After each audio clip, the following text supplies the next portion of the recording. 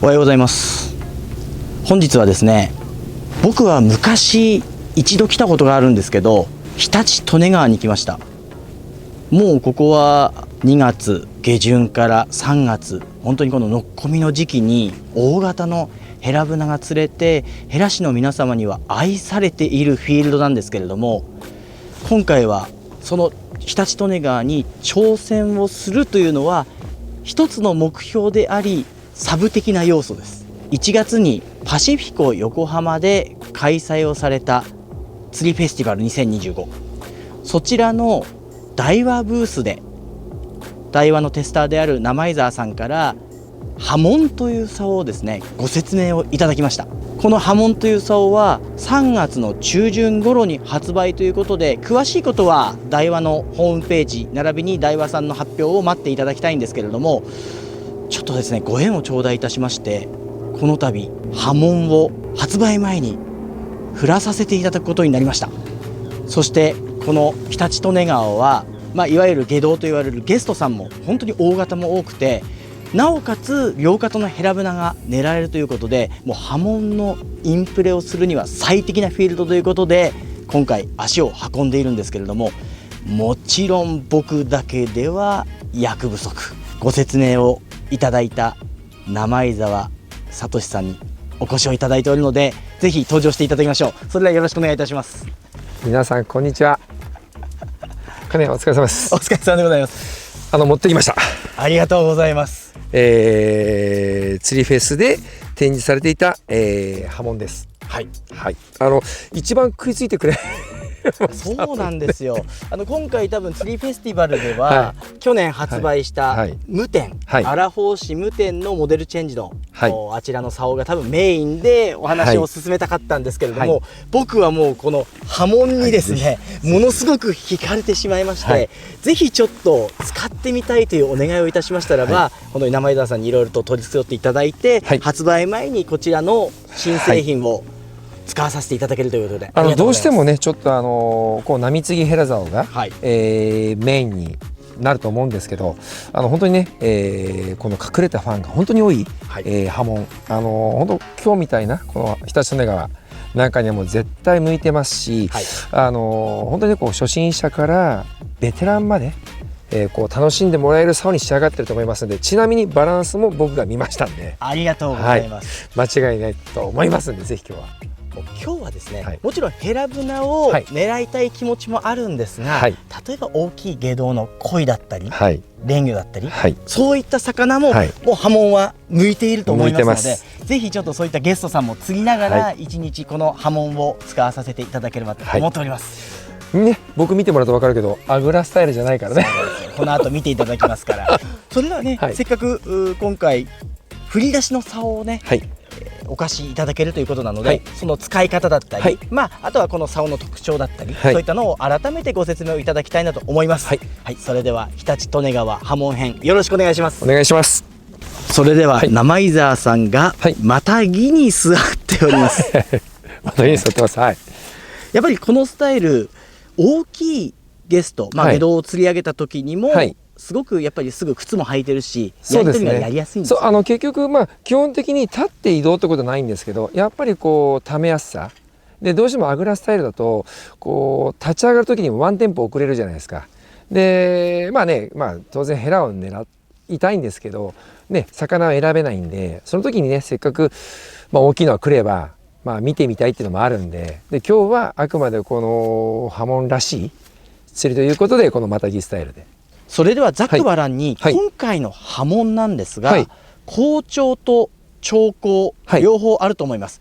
そして尺数に関しては台湾のホームページを拝見いただきたいなと思うんですけれども、今回は18尺、21尺、24尺と長めのラインナップをご準備をいただいておりますが、長考と好調ありますけど、どういった竿になってますか？もう読んで字のごとく、好調っていうのは、いわゆる公式先上司で、さらに、強いのが、長考、もう好調の上ですから、硬いラインナップになってます。で、当然ね、振り出しなんで、魚も、魚種を選ばず狙ってほしいっていうことでこういう竿を投入してますんで、是非ねこうこの実際振ってみてもらって、ただ、今日金谷さんも今振ってもらってるんですけど、じゃあ好調だともうガッチガチかっていうとそうでもないんですよ。やっぱりきちっとその R が出る中での、好調、それと、調光なんで、是非ねこう振ってもらえればその良さは分かると思います。はいはい、でもグリップなんかもはい握れるように作っていると思うんですけど、そうですね。ヘラ竿っていうのはあくまで握りを持つじゃないですか。でこういう当然大物竿っていうのは片手ではやり取りできないんで、やっぱ止める、要はこのグリップの、距離感が長いとここまできちっと補強が入ってるんで、魚を貯める時なんかもこう当ててもらってこう貯めるっていうんですかね、本当にもう握ってもらってもいいと思います。この波紋は、はい例えば鯉とかレン魚とか、はい対象魚になってきますよね、はい、その場合道糸もはいやっぱり太めになっていくと思うんですけど、そうですね。はい、どのぐらいまでこう耐えられるんですかね。基本的には僕は、3号、道糸3号ハリス2号とかでも全然問題ないと思います。ただ基本的にその、道糸を、5号6号って上げていった時に当然ね、竿なんでやっぱりその、強度の限界を超えてしまうと折れる可能性はあると思います。はい、ただ基本的には3号2号とか4号2号とかっていうのは、僕はこうテスト段階で使ってますけど問題ないかと思います。そうですか。はい、それではですね、ちょっとこの波紋、はい、本当にしっかりと作られているということで、はい、振り出しを、はいもちろん使ったことがない方もいらっしゃると思います。そうです。はい、そうですね。はい、僕も振り出し普段は全然使わない波継ぎなので、はい、その振り出しのつなぎ方だったり、はいちょっとこう気をつけた方がいい点なんかもご説明をいただければと思います。振り出しっていうのは当然、波継ぎと違って、一本の竿の中にこうしまわれてるわけですよね。でその時に線は当然ついてます。線を外してもらってで、こう見ていくと穂先が出てきます。こう入ってるわけですね。で穂先から順にやっぱりこう出してもらう。で出して止まったところでちょっとこうねじってもらってるんですかね。これは波継ぎ竿でもこう入れた時にキュッとねじるじゃないですか。その逆バージョンです。出してもらってねじる。で同じように2番も出して止まったところでねじる。でねじる。出してもらってねじる。でこの時にやはり波継ぎと同じようにこう出す時に全然こう玉口から距離感を玉口がここなんでこう見やすいと思うんで今ちょうど見やすいと思うんですけど、手を離すんではなくやはり玉口に手をこう添えてもらいながら出してもらって締めた方が間違いありません。それでさっき僕も新しい竿をはい継いで、はい仕掛けをつけたんですけど、はいリリアンがついてますよね。そうだ。はいでそちらをはい私は一回結んだんですが、はいこのままでも使えますよね。はい、一応止まってはいるんですけど、ただやっぱりね、少し長めについてるのはこれ結べるように長めにもついてますし、一応ここに、ちっちゃいコブができてるんです。ただねやっぱりこう心配がないように当然大型を狙うんですからやっぱ糸が外れてこうトラブルになるのが一番もったいないんで一つこうグー結びっていうんですか押してもらった方が間違いないかと思います。はい、あとグリップエンドのところに、はい竿ロケット発射を防止する金具もついてますよね。そうですね。はい、はい、だからこういうのもやっぱりこうヘラブナ釣りは打ち返し釣りじゃないですか。はい、でこういう釣りなんかね当然待つ釣りなんでそういう時はここにある金具ですね。これにシッテロープっていうんですか、つけていただいて待っていただくと持ってかれることはないのかなと。はい。いや今回は、はい、私と生枝さん21尺、はい、で私が好調で、はい生枝さんが長考ということで、はいこれから実調していくんですけど、はい、なんかこう波継ぎと違って、はい、振り出しって穂先だったり抜けないじゃないですか。はいはいはい、もちろん大型やり取りする上で安心な部分だと思うんですけど、はい、それゆえに気をつけた方がいいことってあります？抜けないからゆえに。抜けないがゆえに逆に固着もあるんですよ。引っ張られて、はい、でその時はやっぱりきちっと竿をこう玉口を持って戻してもらえれば、まあ時には入らないことあるかもしれませんけど、基本的には、波継ぎの逆だと思っていただければいいんで、まあそんなにこう特別って思わないでいただければいいと思います。わかりました、ちょっとこの波紋の良さをはい伝えられるように、これから実調で魚を釣っていこうと思います。はい、よろしくお願いちょっとします。今の常陸利根川どうなんですか？今日ね、見てもらうと分かるんですけど、ずらっと常連さん並んでるんですよ。はい。でここ数日、まあちょうどね、今日はちょっと暖かくなりましたけど、昨日まで、寒波です。かなり冷え込んだんで、この冷え込みになる前はなんか47センチとか8センチとかっていう、お話もこうさっき出てたんで、もしかしたらでかいのが釣れるのかなと。ただちょうどね、この動画が、アップされる頃、3月の声を聞いてから、まあ、当然野釣り場はどこも良くなってくるんですけど、この常陸利根川もさらに良くなるんで、ちょうどその頃はいいんじゃないかなと思います。ありがとうございます。今日はとりあえず魚をかけられるように頑張るということで、はい、お互い、わかりました。はい、それではちょっと実況に行ってみたいと思います。よろしくお願いします。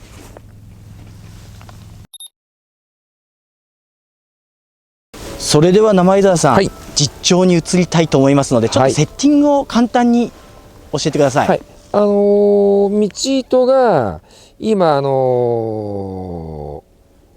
棚ぼけしない道糸の2号がついてます。で、ハリスは、自連ハリスで、1号で、針は上下パワーマルチの7号がついてます。はい、で今、外通しの重りがついてるんですけど、ちょっとこう軽めに、0.5 の重りをちょっと削ってるんで 0.45 ぐらいなんですかね。で両グルテンでライトドボンの釣りをします。これ1投目です。で今ね送り込みで振りましたけど、基本的にも送り込みでも、回し振りでもこの振り出しっていうのは両方ともやりやすいですから、まあ、そこはもう波継ぎ竿と全く変わらないと思います、僕は。このドボンの釣りの時は、はい、生井沢さんはまあ1投目最初の頃っていうのは早めに切りますか？はい、基本的に、僕の場合には今両グルなんですけど、グルテンを上差しにして、ちょっとそこに置いてくるようなイメージで浮きが立って馴染んで、ワンテンポ置いたら切るような感じで、はい、僕の場合にはそれでも最初10投ぐらいちょっと早打ちをしますかね。竿の振りやすさはどうですか？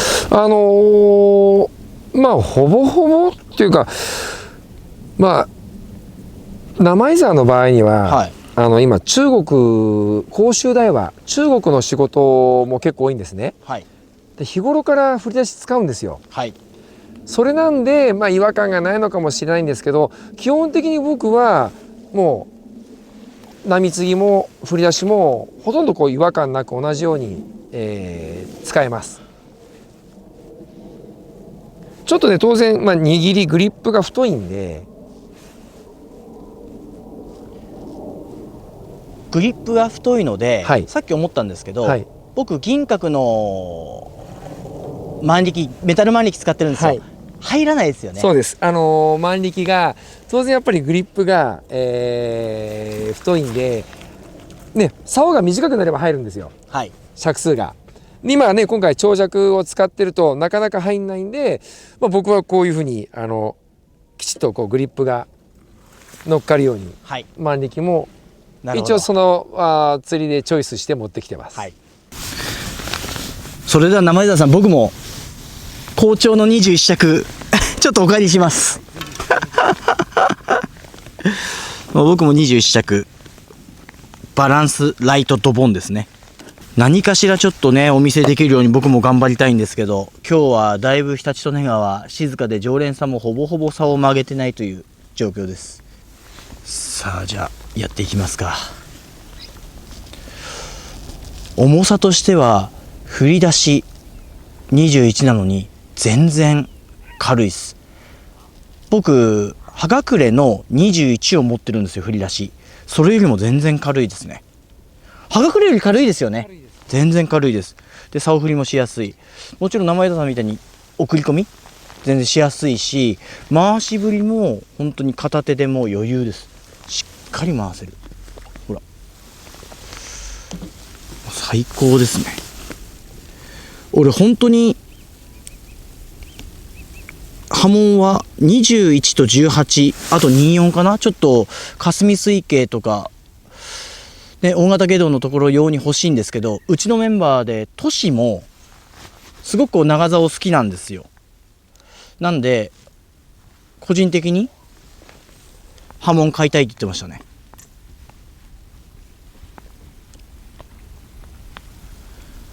霞とかでいい竿で大物下道ってやりたくないんですよ、怖くて。で、何人も SNS とか見てても穂先持ってかれたとか折られたとかってね、そういう話聞くんで、インプレの動画なのに申し訳ないですけど、波紋のねコストパフォーマンスだったら折れたとしても、まだ心の傷も浅いのかなって思いますね、生枝さん。さっき生枝さんもおっしゃってたんですけど、数日前まで大寒波、本当に最高気温7度8度、最低気温マイナス4度5度、そのぐらいの世界だったんですけど、昨日一昨日ぐらいから最高気温が12度13度ぐらいになって、最低気温が本当に2度とかになったんですけど、やっぱちょっと水がねターンオーバーしちゃってるっておっしゃってました。なのでもしかしたら厳しい状況なのかなっていう。大寒波の前は釣れてたけど、ちょっとこの大寒波明けもう少し落ち着いてくればまた釣れ出すのかなっていう感じなんですが、今日は分かんないです。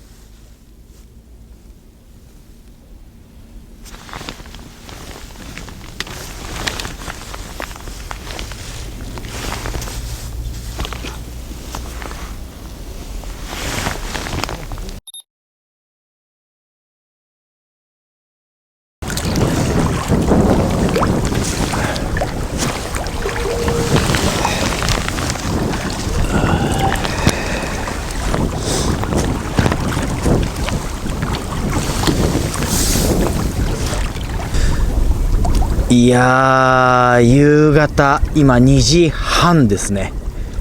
ノーピクです。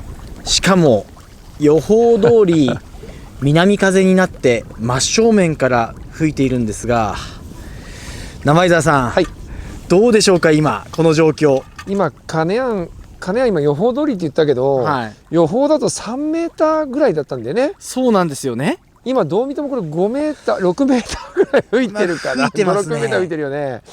でも風的には、ほぼ真南、はい、悪くないと思うんだよね。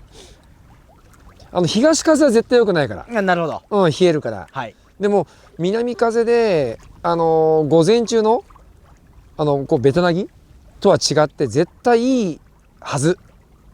それにね、今日こんだけ常連さんが並んでて皆さん口を揃えて、3時半からだって言うから、そこに期待だよね、もうね。そうですね。そう。ちょっと今この状況心配になってカメラを回してるんですが、やっぱり百戦錬磨の生井沢聡決めてくれることでしょうということで。でもあれでしょ、金谷さん、この風でも竿は振りやすいでしょ。振りやすいですね。そう、はい、この風でも振れるし、はい、あとはね、当たりがするだけです。もう浮きが動くだけなんだけどね。もう準備万端なんだよね。はい、もうちょっと静かなゴールデンタイムが良かったね。いやー、大荒れですねこれ。大荒れ。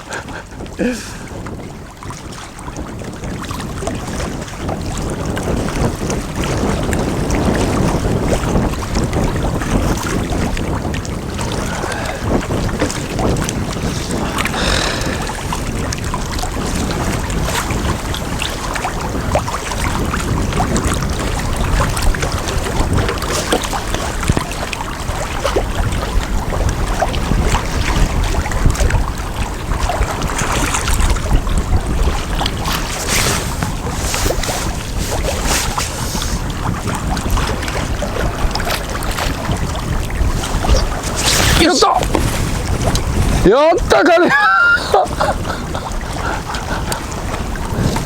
やったなんだろうこれでも。いたね。でも竿の曲がりいいよ。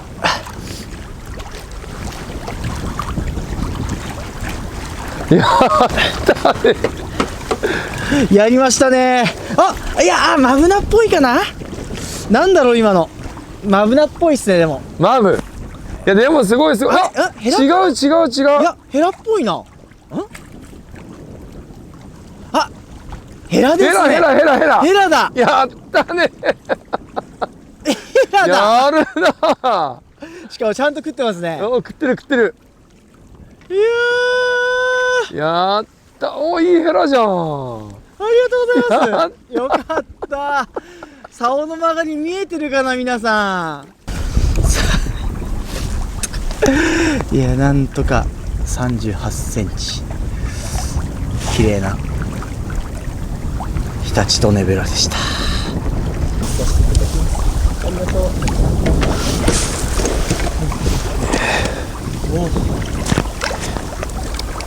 やったね。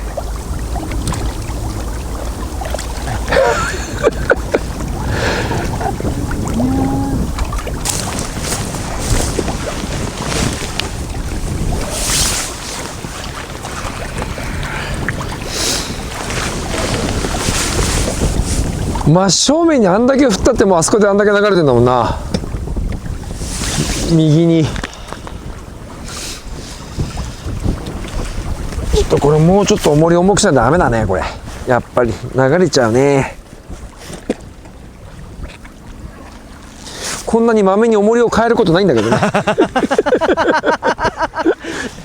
いやちょっと今日のこの向かい風はきついっすねこれ。流れちゃうねどうしても。当たった。当たってますよね。当たった。今当たったよ。今入ってきましたよ。で当たったよ今。重りを変えた方が当たっちゃったよ。持ってった感じでしたね。今ね。おめでとう。また抜けた。動いちゃってないこれね。なるほど。うん。間違いない。でも永井さん曲がりは取れてます。やだよそんなの。するよ今。曲がりは取れました。今でも言っていい？言い訳。ちょっとヘラっぽくないね。あ、そうですか。うん。あとやっぱり合わせもね持ってった感じがそうどこどこどこそうどこどこどこってしちゃってた今ね。でもいますね。いるね。よし。さっきの一回空打ってはいね乗らなかった当たりがあって、その後に消し込んでかかって、あそこが一番の今日山だったな。当たりが続いたから。あれ、すごいね。あれ寄せグルフィーバー。あらそれはどうだ。いい曲がりです。いい曲がり。すごいね。あ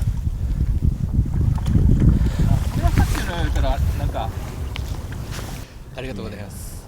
ありがとうございます。すごい。 40はないけど30もうね8、9ぐらいありそうですね。ね37ぐらいかな。わかりました。おめでとうございます。ありがとうございます。